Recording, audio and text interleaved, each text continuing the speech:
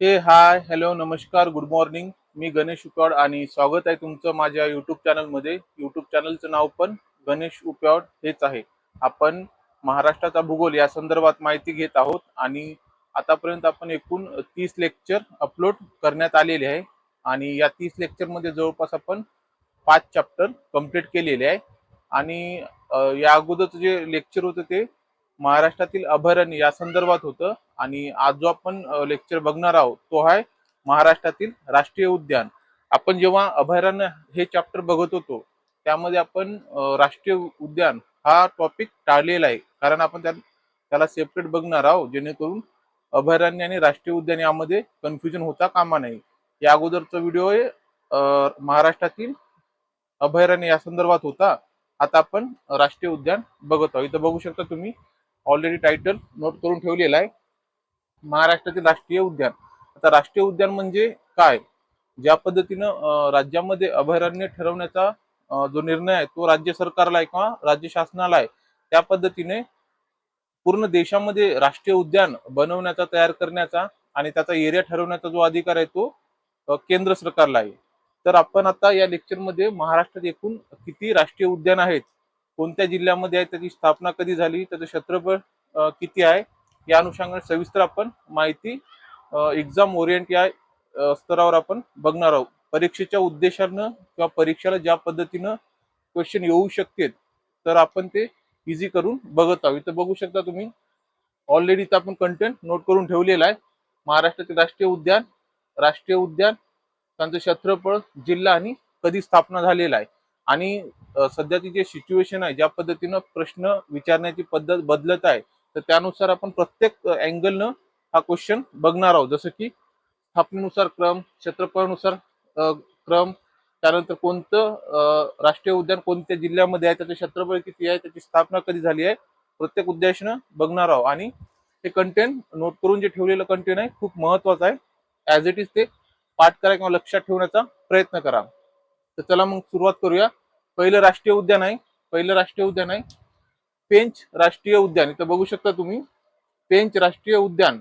आता जे एकूण क्षेत्रफळ आहे 259.71 चौरस किलोमीटर. क्षेत्रफळ किती आहे? 259.71 किलोमीटर स्क्वेअर किलोमीटर. आणि जिल्हा कोणता आहे? जिल्हा आहे नागपूर. आणि त्याची स्थापना कधी झालेली आहे? 1975.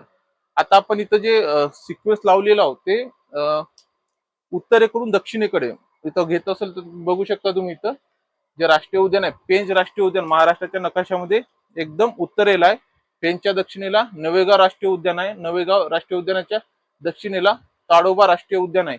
म्हणजे या सिक्वेन्सनं आपण बघत आहोत आणि त्यानुसार आपण वेगवेगळ्या अँगलनं बघणार आहोत.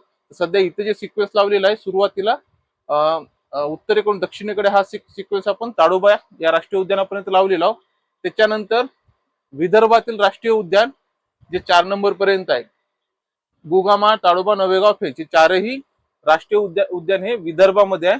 तर या सिक्वेन्स नुसार लावलेलं.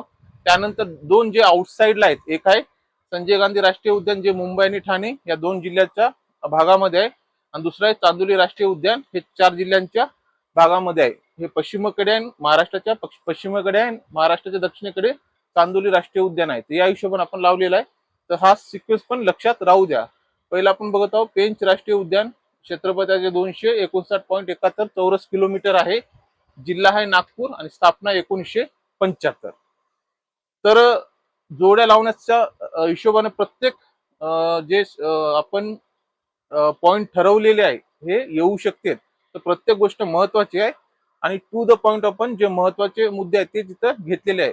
आलतू फालतू आपण भापट पसारा केलेले नाही आहे. आणि हे जेवढं कंटिन्यू नोट केलेलं आहे एक्झाम मध्ये याच्या बाहेर येऊ शकणार नाही एवढी गॅरंटी देतो. त्यानंतर आहे 2 नंबरचं नवेगाव राष्ट्रीय उद्यान. त्याचे क्षेत्रफळ आहे 133.88 चौरस किलोमीटर. जिल्हा आहे गोंदिया. स्थापना झाली 1975. म्हणजे 1975 या सालामध्ये पेंच राष्ट्रीय उद्यान आणि नवेगाव राष्ट्रीय या दोन्ही राष्ट्रीय उद्यानाची स्थापना झालेली आहे आणि ते क्षेत्रफळ आणि जिल्हे आपण बघितलेले आहोत. त्यानंतर आहे ताडोबा राष्ट्रीय उद्यान.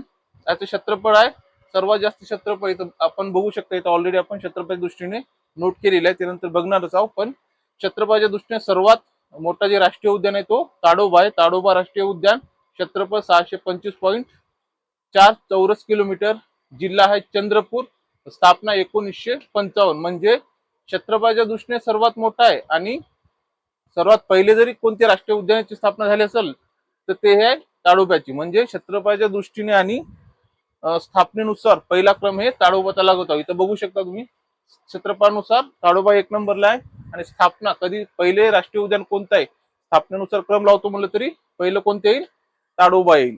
त्यानंतर आहे 4 नंबरचं गुगामळ राष्ट्रीय उद्यान, क्षेत्रफळ 361 स्क्वेअर किलोमीटर, जिल्हा आहे अमरावती आणि स्थापना 1987. नंबर 4चा राष्ट्रीय उद्यान आहे गुगामळ राष्ट्रीय उद्यान, 361 किलोमीटर चौरस किलोमीटर क्षेत्रफळ आहे आणि जिल्हा अमरावती आहे, स्थापना 1987 या साली झालेली आहे. त्यानंतर 5 नंबरचं राष्ट्रीय उद्यान आहे संजय गांधी राष्ट्रीय उद्यान, 103 चौरस किलोमीटर आणि क्षेत्र आहे मुंबई आणि ठाणे. मुंबईचा काही भाग आणि ठाणेचा काही भाग, विशेषतः बोरिवली इथे संजय गांधी राष्ट्रीय उद्यान आहे. आणि तसं खूप मोठं त्याचं क्षेत्रफळ नाही आहे, एक जनरल सफारीच्या उद्देशाने स्थापन केलेलं राष्ट्रीय उद्यान आहे. राष्ट्रीय उद्यानामध्ये सर्वात कमी क्षेत्रफळ हे संजय गांधी राष्ट्रीय उद्यानाचं आहे, फक्त महाराष्ट्रामध्ये नाही तर देशामध्ये आहे. आणि त्याचं क्षेत्रफळ तर कमीच आहे, परंतु तिथं लायन सफारीसाठी हे संजय गांधी राष्ट्रीय उद्यान फेमस आहे. त्यानंतर आहे 6 नंबरचं चांदोली राष्ट्रीय उद्यान, क्षेत्रफळ 317 चौरस किलोमीटर, जिल्हा आहे सांगली, सातारा, कोल्हापूर, रत्नागिरी. म्हणजे चांदोली राष्ट्रीय उद्यान एकूण 4 जिल्ह्यामध्ये पसरलेलं आहे. चांदोली राष्ट्रीय उद्यान एकूण 4 जिल्ह्यामध्ये पसरलेलं आहे आणि सर्वात जास्त जिल्ह्यामध्ये पसरलेलं कोणतं जर राष्ट्रीय उद्यान असेल तर ते कोणतं आहे, चांदोली राष्ट्रीय उद्यान आहे. त्याच्यानंतर 2 नंबरला कोणते येईल, संजय गांधी राष्ट्रीय उद्यान येईल, जे 1 पेक्षा अधिक जिल्ह्यामध्ये आहे. हे 2 जिल्ह्यामध्ये आहे, मुंबई आणि ठाणे जिल्ह्यामध्ये. आणि बाकीचे उर्वरित जे 4 राष्ट्रीय उद्यान आहे, विशेषतः 4 आहे ते विदर्भातील आहे आणि प्रत्येक एका सेपरेट जिल्ह्यामध्ये आहेत. पेंच राष्ट्रीय उद्यान हे याचा काही भाग मध्य प्रदेश या राज्यामध्ये जात असतो. म्हणजे 40% भाग हे महाराष्ट्रात आहे आणि 60% भाग हे मध्य प्रदेशमध्ये आहे. आणि पेंच या नदीवरून पेंच राष्ट्रीय उद्यान हे नाव पडलेलं आहे. पेंच राष्ट्रीय उद्यानातून पेंच नदी वाहत असते, आपण बघितलेलं आहोत. नाग नदीची उपनदी जी पेंच नदी आहे ती याच राष्ट्रीय उद्यानातून वाहते आणि या पेंच नदीच्या नावावरून या राष्ट्रीय उद्यानाला नाव देण्यात आलेलं आहे. चला तर मग त्यानंतर बघूया आपण इथं सविस्तरपणे आपण एकूण राष्ट्रीय उद्यान किती आहेत, त्यांचं क्षेत्रफळ किती आहे, जिल्हा कोणता आहे आणि स्थापना कधी झालेली आहे. आता या सिक्वेन्स नुसार आपण बघितलेलं आहोत. आता आपण काही प्रश्न आपल्या लेवलला टाईप करूया किंवा आपण चर्चा करूया.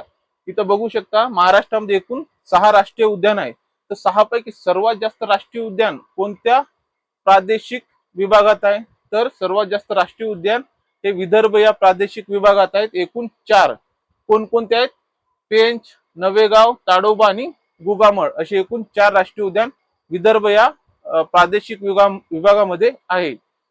तसंच आपण जर प्रशासकीय विभागानुसार बघतो म्हणलं तर नागपूर प्रशासकीय विभाग आणि अमरावती प्रशासकीय विभाग यामध्ये नागपूर प्रशासकीय विभागातील 3 जिल्हे आहेत, नागपूर, गोंदिया, चंद्रपूर. म्हणजे प्रशासकीय दृष्ट्या जर बघतो म्हणलं तर प्रशासकीय दृष्ट्या सर्वात जास्त राष्ट्रीय उद्यान कोणत्या प्रशासकीय क्षेत्रामध्ये आहे, तर ते आहे नागपूर प्रशासकीय विभाग.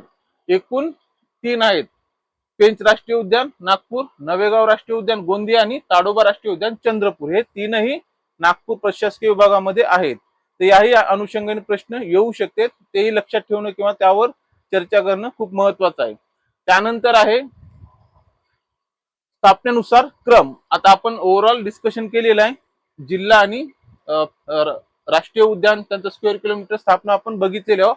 आता आपण स्थापनेनुसार क्रम समजून घेऊया. म्हणजे सर्वात पहिले राष्ट्रीय उद्यान कोणतं स्थापन झालेलं आहे, त्याच्यानंतर कोणतं. तर स्थापनेनुसार क्रम जर बघतो म्हणलं तर सर्वात अगोदर महाराष्ट्रामध्ये राष्ट्रीय उद्यान ताडोबा राष्ट्रीय उद्यान याची स्थापना झालेली आहे 1955.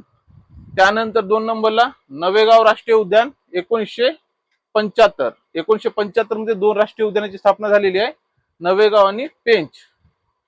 पहिलं नवेगाव, त्यानंतर 3 नंबरला पेंच 1975 त्याचाही स्थापना वर्ष आहे. 4 नंबरला संजय गांधी राष्ट्रीय उद्यान 1983, त्यानंतर अमरावती जिल्ह्यातील गुगामळ राष्ट्रीय उद्यान 1987 आणि शेवटी 2004 मध्ये 4 जिल्ह्यांच्या समूहातील जिथं सदाहरित वने प्रामुख्याने आढळतात त्या चांदोली राष्ट्रीय उद्यानाची स्थापना 2004 मध्ये करण्यात आलेली आहे. आता आपण स्थापनेनुसार क्रम समजून घेतलेला आहोत, परत एकदा रिवाइज करूया. स्थापनेनुसार क्रम: पहिले ताडोबा, दुसरं नवेगाव, तिसरं पेंच, चौथं संजय गांधी, त्यानंतर पाचवं गुगामळ, शेवटी चांदोली राष्ट्रीय उद्यान, असे स्थापनेनुसार राष्ट्रीय उद्यानांचा क्रम आहे. त्यानंतर इथं बघू शकता तुम्ही क्षेत्रफळानुसार आपण क्रम बघणार आहोत. इथं स्थापनेनुसार आपण ऑलरेडी क्रम बघितलेला आहे. आता इथं आपण क्षेत्रफळानुसार क्रम बघणार आहोत. आता सर्वात जास्त क्षेत्रफळ कोणत्या राष्ट्रीय उद्यानाचं आहे? इथं एका बाजूला राष्ट्रीय उद्यान, दुसऱ्या बाजूला क्षेत्रफळ आपण नोट करून ठेवलेले आहोत. पहिला आहे ताडोबा राष्ट्रीय उद्यान. क्षेत्रफळाच्या दृष्टीने सर्वात मोठा राष्ट्रीय उद्यान कोणता आहे? ताडोबा राष्ट्रीय उद्यान आहे. क्षेत्रफळाच्या दृष्टीने सर्वात लहान किंवा छोटा राष्ट्रीय उद्यान संजय गांधी राष्ट्रीय उद्यान आहे. तर ताडोबा राष्ट्रीय उद्यानाचं जे क्षेत्रफळ आहे ते किती आहे? 625.4 चौरस किलोमीटर आपण अगोदर बघितलेले आहोत. आता इथं आपण क्रम समजून घेऊया. क्षेत्रफळानुसार उतरता क्रम: पहिले Tadoba, 2 number Gugamal, 3 number Chandoli, 4 number Pench, 5 number Navegaon आणि 6 नंबर संजय गांधी राष्ट्रीय उद्यान. क्षेत्रफळानुसार क्रम आहे आणि त्यांचं क्षेत्रफळ किती आहे उतरता क्रम इथं लावलेले आहोत. तर प्रश्न या अनुषंगाने येऊ शकते, उतरता क्रम लावा क्षेत्रफळाच्या दृष्टीने, किंवा अशाही पद्धतीने येऊ शकते, एका साईडला राष्ट्रीय उद्यान असेल, दुसऱ्या साईडला क्षेत्रफळ असेल आणि जोड्या लावा राष्ट्रीय उद्यान आणि त्यांचं क्षेत्रफळ यांच्याशी संबंधित जोड्या लावा, अशा पद्धतीने प्रश्न येऊ शकते. किंवा एका साईडला राष्ट्रीय उद्यान असतील, दुसऱ्या साईडला जिल्हे असतील, जोड्या लावा राष्ट्रीय उद्यान कोणते राष्ट्रीय उद्यान कोणत्या जिल्ह्यामध्ये आहे. म्हणजे एका साईडला अमरावती, नागपूर, चंद्रपूर, गोंदिया, ठाणे, मुंबई असे ऑप्शन दिलेले असतील, दुसऱ्या साईडला राष्ट्रीय उद्यान असेल, तर तेही मॅच करणं लक्षात ठेवणं खूप गरजेचं आहे. ऑलरेडी आपण कंटेंट नोट केलेलं, प्रत्येक अँगलने आपण समजून घेतलेलं आहोत आणि ऑलरेडी इथं नोट करून ठेवलेले आहोत. आता त्यानंतर वेगवेगळ्या अँगलने आपण चर्चा तर केलेली आहे. आता एक टू द पॉइंट आपण 2-4 प्रश्न इथं नोट करून ठेवलेले आहेत, ते समजून घेऊया. सर्वात जास्त जिल्ह्यात पसरलेले राष्ट्रीय उद्यान कोणते आहे? आता आपण जवळपास 6 राष्ट्रीय उद्यान बद्दल सविस्तर माहिती घेतलेली आहे. या 6 मध्ये 2च असे राष्ट्रीय उद्यान आहे जे एक किंवा अधिक जिल्ह्यामध्ये त्यांचा समावेश आहे. 2च आहे, एक संजय गांधी राष्ट्रीय उद्यान आणि दुसरा आहे चांदोली राष्ट्रीय उद्यान. आता सर्वात जास्त जिल्ह्यामध्ये पसरलेलं राष्ट्रीय उद्यान कोणतं आहे? चांदोली राष्ट्रीय उद्यान आहे. एकूण 4 जिल्ह्यामध्ये पसरलेलं